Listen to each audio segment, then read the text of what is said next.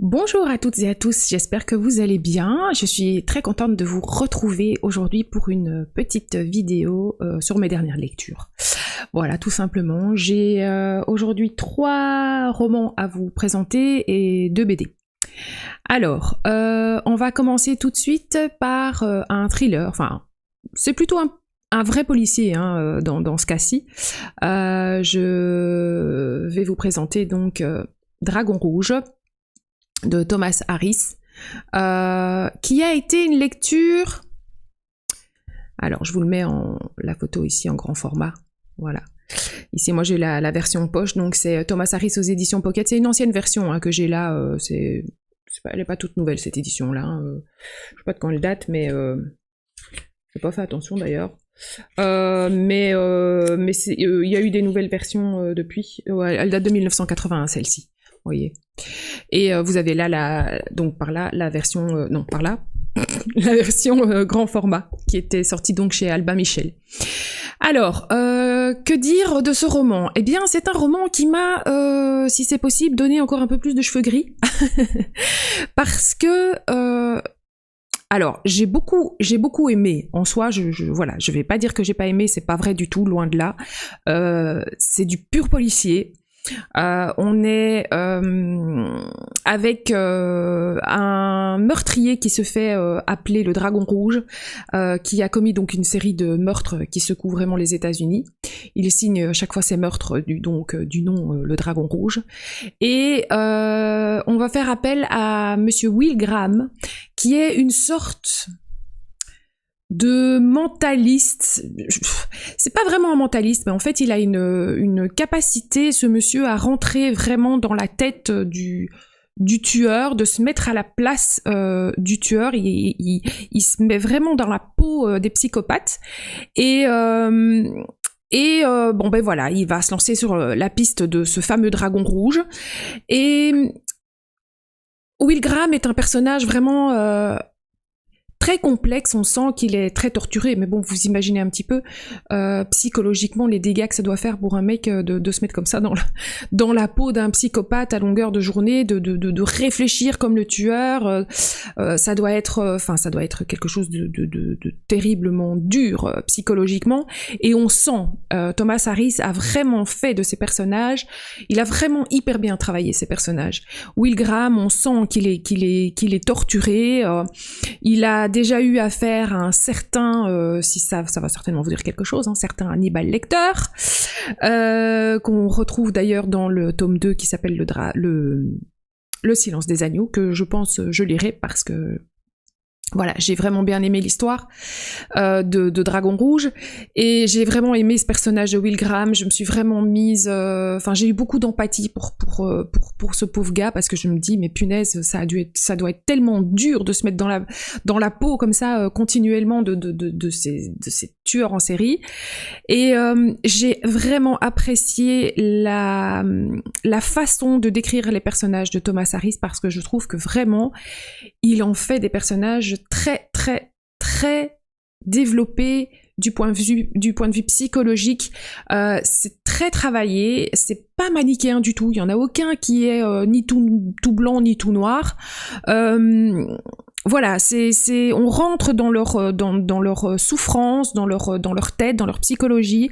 On sent vraiment que notamment Will Graham a beaucoup de mal. On sent toute sa part toutes ses parts d'ombre. Voilà, moi j'ai vraiment beaucoup aimé ce côté psy du roman. J'ai aimé aussi que, alors c'est assez dingue ce que je vais vous dire, mais j'ai aimé le fait que l'auteur parvienne à presque nous faire... Alors c'est fou hein, pour un tueur en série, ce que je vais dire, mais il parvient presque à nous faire avoir presque pitié en fait pour le tueur, tellement en fait il crée un personnage tellement complexe et tellement ambigu, et on va plonger vraiment dans la genèse de ce tueur.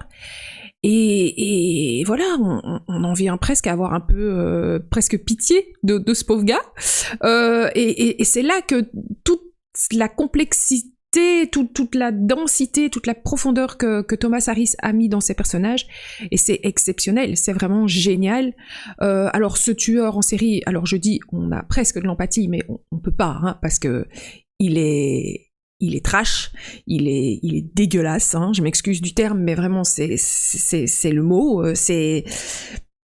il est immonde. Il y a des scènes, attention, les sensibles, s'abstenir, hein, parce qu'il y a quand même des scènes assez crades. je tiens quand même à le dire. C'est pas du thriller soft, hein. On est là vraiment dans le thriller bien gore, hein. Voilà, l'intrigue est géniale. Moi, elle m'a tenue en haleine dès le début. On sait dès le départ qui est le tueur. Hein, donc ça c'est déjà assez original aussi. On sait qui est le tueur et on est sur sa trace, quoi. On est sur sa piste du début à la fin. On est dans une course poursuite. Le début démarre assez lentement et puis en fait tout s'accélère en une fois. Et ça se voit même dans la façon d'avoir écrit ces chapitres, parce que au début les chapitres de Thomas Harris sont assez longs, et puis finalement les chapitres deviennent de plus en plus courts. Et il y a une alternance entre un chapitre dédié au tueur en série et un chapitre dédié aux polices, à la police, aux policiers et à Will Graham. Et donc ça donne un rythme comme ça à l'intrigue, à l'enquête. C'est un policier. C'est du policier, comment je veux dire, c'est du policier comme on n'en fait plus beaucoup maintenant, je trouve. On sent que ça date de 1981 quand même. Enfin, je pense. Enfin, ici mon édition date de 1981, mais ça doit dater des années 80 à peu près. C'est très, c'est pas comme les policiers modernes où c'est des phrases courtes, etc. Ici non, c'est assez dense. Hein, il faut suivre aussi. Hein, il faut pas, voilà, il faut être quand même assez concentré à la lecture parce que l'intrigue est quand même parfois assez complexe.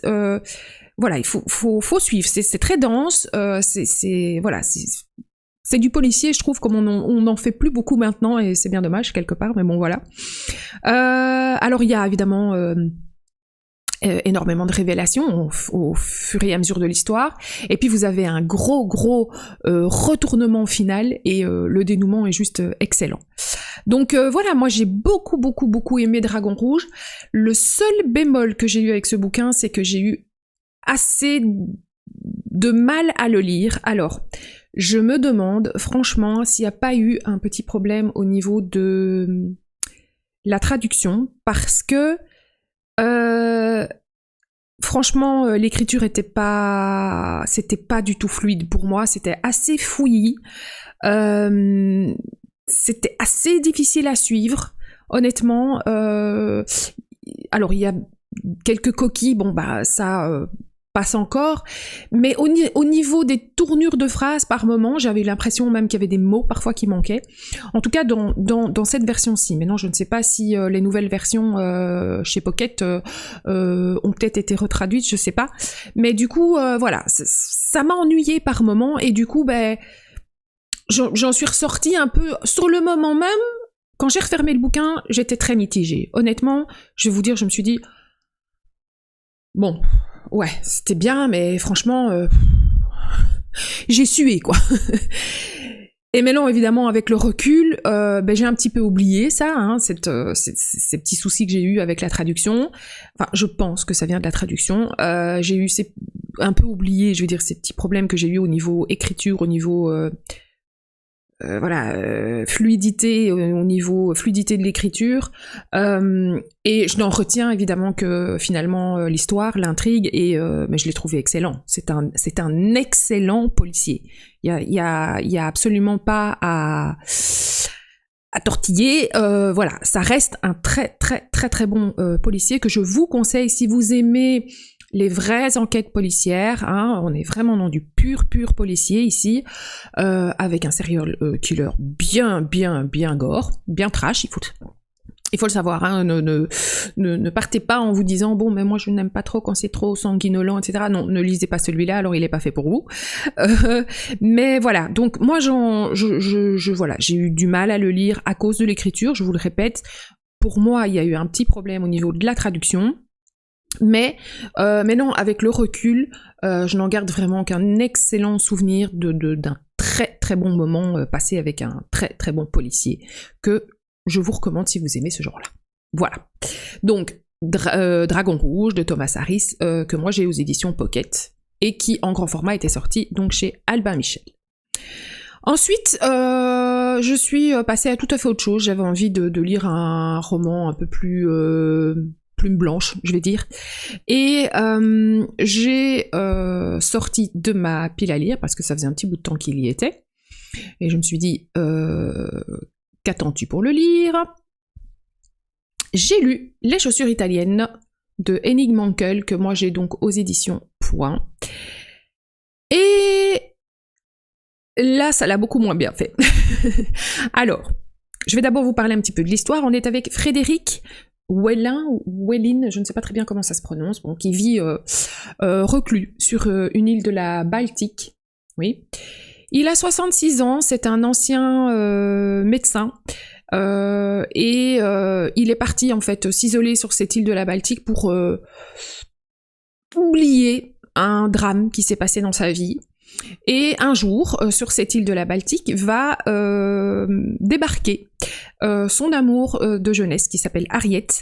Et voilà, il s'y attend pas du tout. Cette dame va venir s'imposer un petit peu dans sa vie, et elle va surtout lui demander de tenir la promesse qu'il lui a fait quand ils étaient jeunes. Et voilà, j'en dirai pas plus pour l'histoire. Alors, on est principalement avec ces deux personnages-là. Lui qui est donc un ancien médecin, qui a vécu un drame et qui est donc assez tourmenté. Hein. Il est assez introverti, il est devenu très bougon. Il est bien là, il vit reclus sur sa petite île et il faut surtout pas trop le déranger. On voit que voilà, c'est un mec qui est fort renfermé sur lui-même. On sent qu'il a vécu quelque chose, qu'il a pas digéré et que ça le tourmente beaucoup. Je vais le déposer, hein, vous avez l'image là. Là. Et elle, eh bien, elle est malheureusement, elle est mourante, on l'apprend très vite, hein, je vous spoil pas. Voilà, elle voudrait vraiment qu'il tienne enfin la promesse qu'il lui avait faite quand ils étaient jeunes. On sent qu'elle est... elle a été profondément attristée par leur rupture, qui s'est faite assez brusquement. Elle va évidemment, puisqu'elle est mourante, être de plus en plus malade au fur et à mesure de l'histoire. Et voilà, ce personnage masculin qui au départ vit un peu reclus, qui veut vivre tout seul, qui veut avoir la paix, avec ce jeune amour d'enfant, enfin d'enfance, non, d'adolescence, qui a vieilli aussi maintenant, qui déboule comme ça un petit peu dans sa vie, va lui faire en fait rencontrer pas mal de personnes finalement, et toutes ces rencontres, beaucoup de rencontres féminines surtout, ça va le questionner, ça va le bousculer quoi dans son quotidien, ça va beaucoup le faire réfléchir. Alors, qu'est-ce que vous allez me dire, pourquoi j'ai pas aimé ce bouquin? Alors d'abord, les côtés positifs, j'ai beaucoup aimé l'écriture. Je trouve que l'écriture de Henning Mankell est très très belle, elle est très... c'est très poétique, c'est très fin, c'est très cinématographique aussi. J'ai trouvé qu'il faisait de très très belles descriptions de paysages, c'est très immersif. On y est quoi. On est voilà au milieu de cette île avec lui. On y voit on y voit les lacs, on y voit la neige. Voilà, c'est vraiment très très immersif. Mais alors, ce qui a péché avec moi, c'est l'intrigue en elle-même, l'histoire en elle-même. J'ai pas trop compris en fait l'intérêt, les enjeux de l'histoire. Honnêtement, j'ai trouvé qu'il y avait beaucoup trop d'introspection de la part du narrateur. Donc c'est beaucoup Frédéric, c'est ça, oui, Frédéric qui raconte son histoire. Et il y a beaucoup trop de blabla, bla, moi, je. Alors, je sais pas, beaucoup d'introspection, beaucoup de réflexion. Oui, mais je me questionne parce que si, et si j'avais fait ça, et si j'avais vécu comme ça, et si je lui avais dit ça à ce moment-là. Ça m'a perdu, honnêtement. Ça m'a perdu complètement. Alors oui, bon, il est arrivé un drame dans sa vie, mais j'ai trouvé qu'il était vraiment trop dans le pathos, quoi. Enfin, ça m'a semblé beaucoup trop dramatique, trop non. J'ai pas compris vraiment l'intérêt de. J'ai pas compris où Enigma Uncle voulait m'emmener. J'ai trouvé les personnages. Je les ai trouvés bizarres. J'ai trouvé qu'ils avaient parfois des réactions voilà, des comportements, des réactions que j'ai trouvé qui n'étaient pas très crédibles. Ils ont fini par m'énerver, ils ont fini par me perdre complètement, et puis j'ai eu aucun attachement, mais à aucun personnage, peut-être un petit peu à Harriet, vu sa maladie et sa situation, mais honnêtement, non, c'est un bouquin que, moi, je vous le dis clairement, j'ai pas aimé. Alors, je suis désolée, hein, je comprends que peut-être certaines personnes aient pu aimer ce bouquin parce que vraiment, au niveau de l'écriture, il est très très très très bien écrit et j'ai rien à dire à ce niveau-là. Mais moi, ça m'a pas touché, quoi, tout simplement. Alors, voilà, je pourrais vous dire, ouais, c'est moi qui suis passée à côté du bouquin, c'est moi qui suis passée à côté de l'histoire, mais non, je pense pas, je crois juste que ça m'a pas touché et que j'ai pas aimé. Point à la ligne, on peut pas, on peut pas tout aimer, c'est tout. Mais je comprends que certaines personnes puissent être touchées par l'écriture d'Enigma Uncle, parce que je vous dis là, j'ai rien à dire, et que certaines personnes aient pu peut-être être sensibilisées à toutes ces réflexions. Attention, ça fait réfléchir, voilà, je comprends, mais moi, ça m'a pas impacté, ça m'a pas touché, tout simplement. Voilà, c'est comme ça. Ensuite, j'ai voulu passer à complètement autre chose encore, hein, vous savez, hein, moi j'aime bien changer de genre. Et là, je suis passée à du classique, donc j'ai lu Pierre et Jean de Guy de Maupassant, que moi j'ai dans une vieille édition folio, qui n'est apparemment pas très facile à trouver, parce que je ne sais pas comment ça se fait. Je vous ai trouvé ici une image d'une collection folio aussi, mais j'ai pas retrouvé la mienne. Donc voilà. On va la garder précieusement, si jamais. Hein. Donc, Pierre et Jean. Bon, Guy de Maupassant, hein, grand livre, grand classique, évidemment. Alors, là, vraiment, j'ai beaucoup aimé. Alors, Pierre et Jean, ce sont... en fait, c'est l'histoire de deux frères, hein, qui sont tout à fait à l'opposé l'un de l'autre. Alors, aussi bien physiquement qu'au point de vue du caractère. Alors, Pierre, c'est un médecin. Jean est avocat, ils ont tous les deux fait de belles études, ont de belles situations tous les deux, et ils vivent encore tous les deux avec leurs parents, tout va très bien, même si c'est pas la folle entente entre Pierre et Jean, ils sentent bien qu'ils sont différents, qu'ils n'ont pas énormément d'atomes crochus finalement, mais tout va bien jusqu'à un certain événement, l'annonce d'un héritage qui va venir foutre un bazar dans la famille, mais je vous raconte pas. En fait, Jean va apprendre qu'il est le seul... c'est bien Jean, je me trompe pas? Oui, c'est ça. Qu'il est le seul héritier d'un ami de la famille. Il hérite de toute la fortune de cet ami, et cet héritage va venir foutre un pavé dans la mare de la famille, comme c'est pas possible. Alors, honnêtement, je m'attendais pas du tout à ça.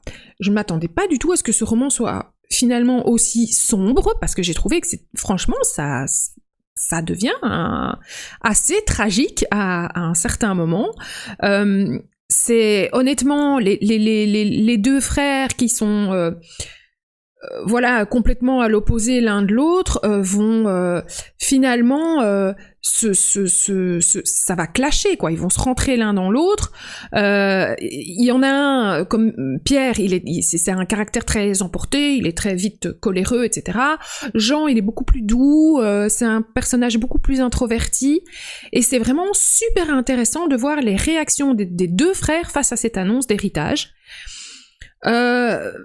Voilà, Pierre au début, bah, il se sent un peu mal à l'aise, vous pensez bien, son frère hérite, lui ne touche rien, il comprend pas, il se sent un peu mal à l'aise vis-à-vis de cet héritage, il est même un petit peu, forcément un peu jaloux, et puis cette jalousie va finir par le bouffer en fait, mais vraiment ça va de plus en plus le tourmenter, le rendre de plus en plus en colère, il va devenir de plus en plus suspicieux, il va commencer à se poser de plus en plus de questions, il va devenir... vraiment, ça va devenir tragique, il va arriver à en haïr sa propre famille, son propre frère, sa propre mère, son père, il comprend pas, il dit mais comment personne d'autre que lui ne voit qu'il y a un problème? Pourquoi est-ce que uniquement Jean a hérité et pas lui, les trois autres, le père, la mère et Jean, ils ont l'air de trouver ça tout à fait normal. La maman elle est super contente pour Jean, elle lui dit bon ben maintenant que t'es un grand avocat et que tu as de l'argent, il va falloir que tu te trouves un cabinet, on va te louer une super baraque, on va t'acheter des super tapisseries, on va te mettre des beaux décors, de la décoration, etc. Et Pierre qui voit tout ça et qui dit mais vous vous rendez compte qu'il y a un problème? Pourquoi est-ce que Jean a hérité, pas moi?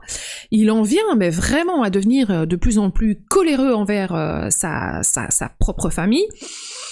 Et cette amertume va s'amplifier, mais vraiment à un point où il va finir par se détester lui-même en fait, parce que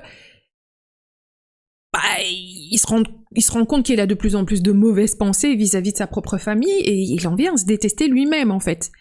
Jean, à un moment donné, va quand même se sentir un peu mal aussi parce que finalement, il va, après certaines révélations que je ne vous dirai pas évidemment, il va commencer à se demander finalement s'il a bien fait d'accepter cet héritage.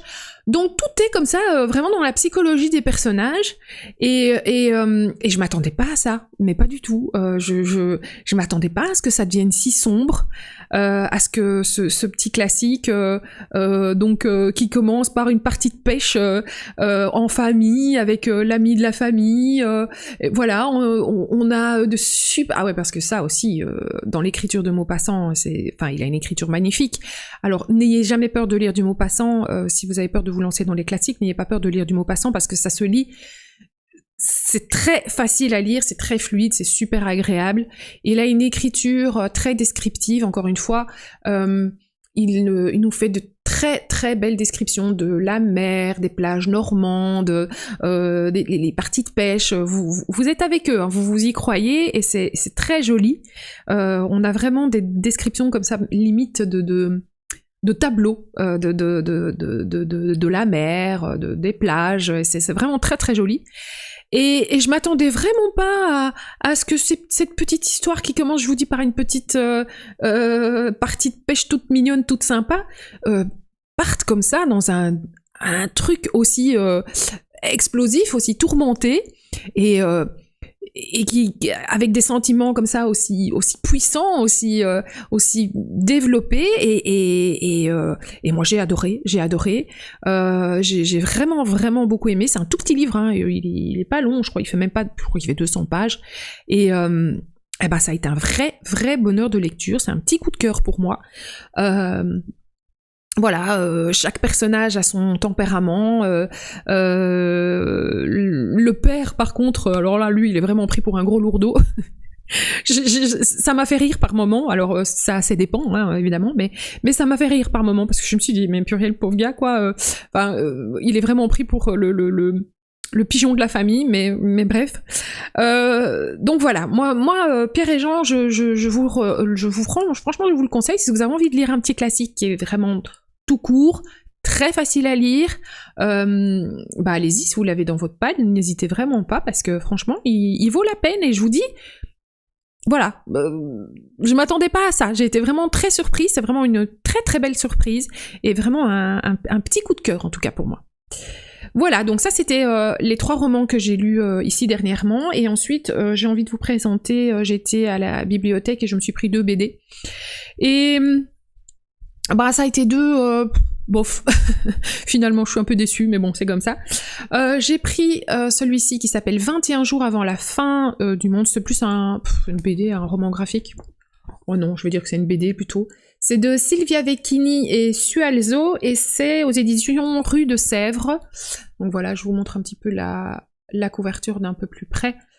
Alors, honnêtement, me demandez pas pourquoi 21 jours avant la fin du monde, parce que j'ai pas très bien compris le rapport avec l'histoire, le titre. Oui, il y a bien un détail dans l'histoire qui fait que... voilà, on est soi-disant 21 jours avant la fin du monde, mais j'ai pas très bien compris finalement l'intérêt. Alors, on est ici avec donc la jeune fille ici, le jeune garçon, qui sont amis d'enfance, et il va se passer un drame, encore une fois. Et le jeune garçon va déménager du jour au lendemain, et ils étaient vraiment très très très liés, et donc en fait cette jeune fille va vouloir essayer de lui écrire, de continuer à prendre de ses nouvelles, et malheureusement elle n'aura plus jamais de ses nouvelles, jusqu'à ce qu'un jour il redébarque dans le village, et on repart en arrière et on comprend en fait ce qui s'est passé. Et bon, voilà, c'était pas mal, mais j'ai pas été très sensible à l'histoire non plus. Je vais vous montrer quelques petites planches. Voilà, les planches sont jolies, sont assez jolies, ce sont des couleurs assez pastel. Les dessins sont pas mal, je trouve. Voilà, les petites illustrations sont pas mal. Je cherche... voilà, là c'était dans les tons de jaune. Qu'est-ce qu'il y a d'autre? Est-ce qu'il y a d'autres couleurs? Je me souviens plus trop. Ouais, en fait, on reste plus ou moins toujours dans les mêmes couleurs. Voilà. C'est comme ceci. Et alors, en fait, chaque chapitre, c'est un... parce qu'ils sont tous les 2 fans de karaté. Et chaque chapitre, en fait, commence par un précepte de karaté. Comme par exemple, le chapitre 1, c'est « N'oublie pas que le karaté commence et se termine par un salut ». Voilà. Honnêtement, j'ai bien aimé. Ça m'a fait passer un chouette petit moment, mais j'ai pas trouvé ça transcendant. Donc voilà, la révélation du drame, ouais, ça m'a quand même assez surprise, je m'attendais pas à ça. Ça parle de deuil, ça parle de... comment dire, de mémoire, de traumatisme, voilà, comment on réagit quand on est ado face à de tels drames. Ça parle d'amitié, ça parle d'adolescence, justement. Voilà, c'était pas mal, mais ça m'a pas transcendé non plus. Et la deuxième que j'ai prise, c'était celle-ci, parce que j'ai vraiment été attirée par la couverture. Ça s'appelle Ce que nous sommes, et c'est Zep, et c'est chez... oh c'est toujours Rue de Sèvres, je l'ai pas fait exprès, mais voilà. Et celle-ci, j'ai préféré. Alors, c'est assez futuriste, hein, on est dans un monde futuriste, là. On est... avec un monde où on vit dans l'hypertechnologie, hein, c'est un petit peu ce qui risque de nous arriver, en fait. Et ça démontre justement jusqu'où on pourrait aller, et jusqu'où ça pourrait devenir tragique, en fait, cette hypertechnologie. Et moi, j'ai adoré, en fait, les dessins. Je les ai trouvés très très beaux. On est dans des couleurs bleues, comme ça, très souvent. C'est très doux, je trouve. Et même les dessins, les personnages, je les ai trouvés beaux. Franchement, j'ai trouvé le trait de crayon très joli. Voilà. C'est très fin, je trouve. C'est le genre de dessin que j'aime beaucoup. Et voilà, ça nous montre tout simplement les dérives, quoi. Jusqu'où on va aller, jusqu'où on pourrait aller, et si on se laisse aller, voilà. Si on accepte tout et n'importe quoi, Que va devenir l'être humain, tout simplement, que va devenir notre humanité, est-ce qu'il y aura encore place aux émotions, place aux sentiments, est-ce que... Voilà. Donc, moi, celle-ci m'a plus parlé, en fait, tout simplement. J'ai été plus touchée par celle-ci que par 21 jours avant la fin du monde. Et voilà, celle-là, je pourrais franchement vous la recommander. Donc ils disent derrière, nous vivons dans une hyper-technologie que presque aucun individu n'est capable de comprendre ou de maîtriser. On voulait faire un humain augmenté, on a créé l'humain assisté. Voilà. Moi j'ai bien aimé. Franchement, celle-ci, je peux vous la conseiller sans problème. Et voilà pour mes dernières lectures en date. Voilà, j'ai été très contente de pouvoir vous parler de tous ces petits livres, j'espère que ça vous aura intéressé. Honnêtement, donc moi je retiens donc Dragon Rouge, hein, que j'ai beaucoup aimé, une fois que j'ai oublié toutes ces complications que j'ai eues un petit peu avec l'écriture. Voire la traduction, je sais pas trop. Mais franchement, si vous avez envie d'une très bonne intrigue policière, lisez-le parce que vraiment il est excellent. D'ailleurs, ça va devenir un classique du policier, ça c'est sûr et certain, si ça ne l'est pas déjà. Je pense que je lirai le tome 2, je lirai Le Silence des Agneaux sans problème. J'ai déjà vu le film nombre de fois, moi je suis une fan du Silence des Agneaux, donc ça me fera plaisir de lire le livre. Et ben l'autre petit coup de cœur de cette vidéo, c'est pour donc Pierre et Jean. Je m'y fais pas, hein, là, non. Pierre et Jean de Maupassant. Super surprise, vraiment. Je m'y attendais pas du tout. Et franchement, si vous l'avez dans votre palle et que vous avez peur de temps en temps de sortir des classiques, n'hésitez pas. Maupassant, ça se lit comme du petit lait. Je sais pas si ça se dit, mais c'est pas grave. Voilà, bah écoutez, moi, je vous souhaite de passer un excellent dimanche, puisque nous sommes dimanche.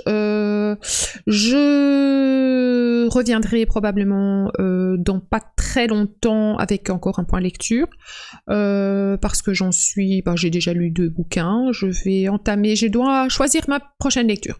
Alors ça, c'est toujours l'étape compliquée pour moi, parce que choisir, c'est renoncer. Et comme j'ai pas mal de livres dans ma palle qui m'attendent et qui me font très envie, ben c'est pas toujours évident. Donc voilà, eh bien écoutez, moi je vous fais de gros bisous. Je vous dis à bientôt et puis bah, passez un excellent dimanche, bleu et puis bah, de très bonnes lectures évidemment, bien sûr. À bientôt les amis.